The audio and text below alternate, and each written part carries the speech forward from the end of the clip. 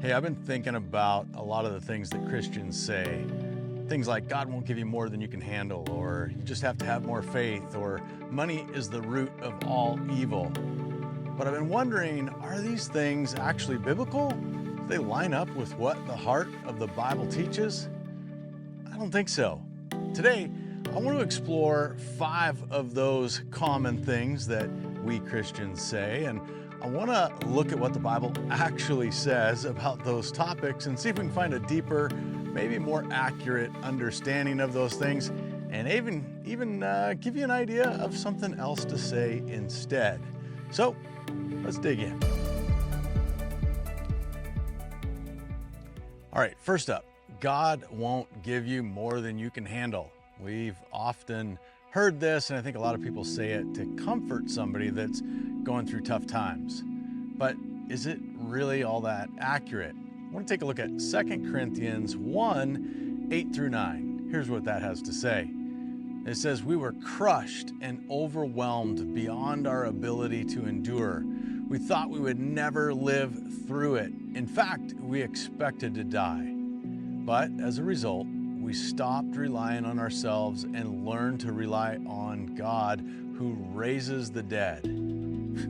Whoa, that's a pretty heavy passage. You got the Apostle Paul himself basically saying that he faced trials beyond his ability to endure. In other words, God gave him more than he could handle. And the point isn't that God limits our suffering, but that he walks with us through it, strengthening us so that when we feel weak, he's strong.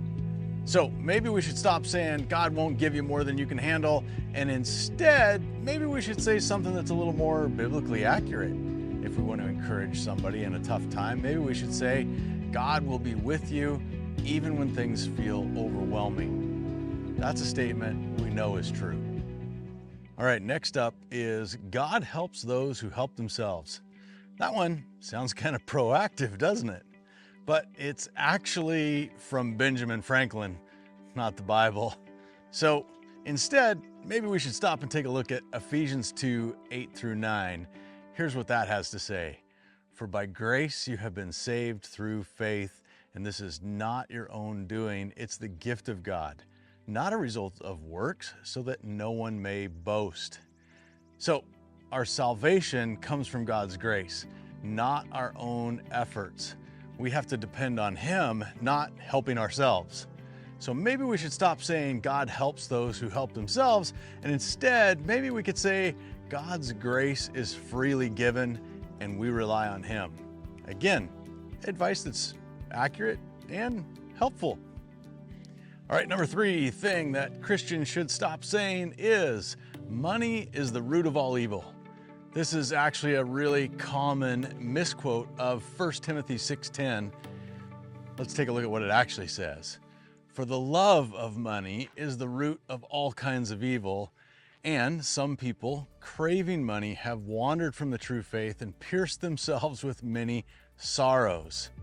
So, if it's not money itself that is the root of all evil, but it's actually the love of money, that misplaced priority that leads us into trouble. So maybe we should stop saying money is the root of all evil, and instead we could say the love of money can really lead people astray.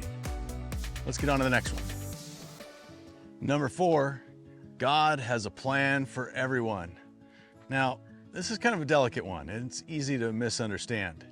Because here's the thing, we know God is sovereign and that he does have a grand plan for all of creation and all of humanity. But when we say that God has a plan for every single detail of every person's life, it can lead to some pretty troubling questions. Like, if God planned every choice, does that mean he plans for people to reject him? And if so, where does our free will come in? So I want to take a look back at a passage from Deuteronomy chapter 30, verse 19. Let's take a look at it. Here's what he has to say.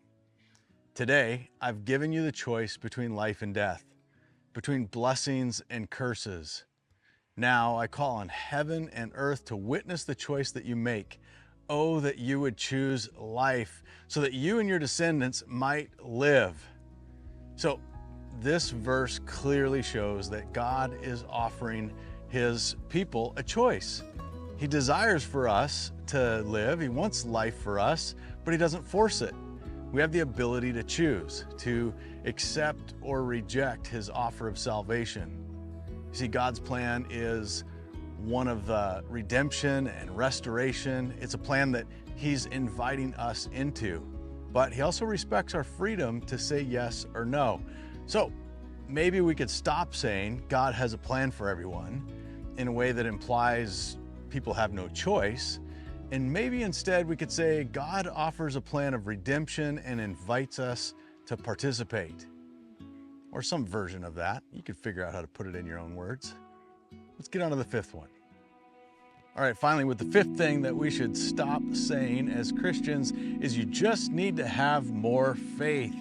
This can be so hurtful, especially to somebody that's really struggling or going through a really difficult time. Hebrews 11:1 says this about faith.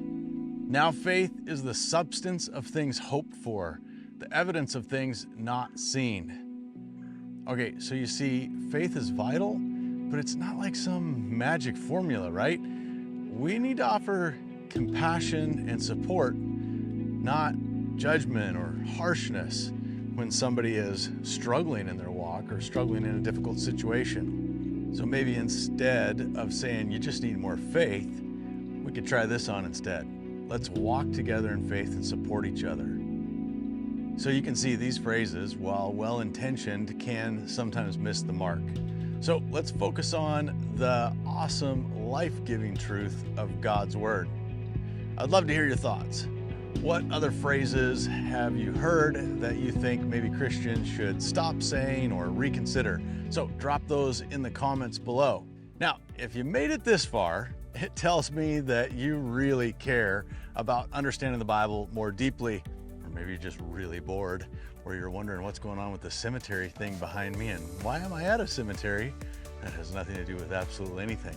But what I do want to tell you is that you should jump on over to our website, yourjesusjourney.com, and on the top of the website, you can find a little button that says free gift. And if you would go there and click it, we'll send you off a hot copy of our free ebook called Stop Reading the Bible Wrong, 7 Strategic Shifts That Change Everything. We'd love to get that thing fired off your direction. All you got to do is go hit the button, drop your email, and we'll get it going your way. All right, everybody, I'm going to wrap this one up and get off and on my way. I'll see you with another hot video from wherever I am out there. So maybe instead of saying something like something, so that you can see more of the videos we've got coming out from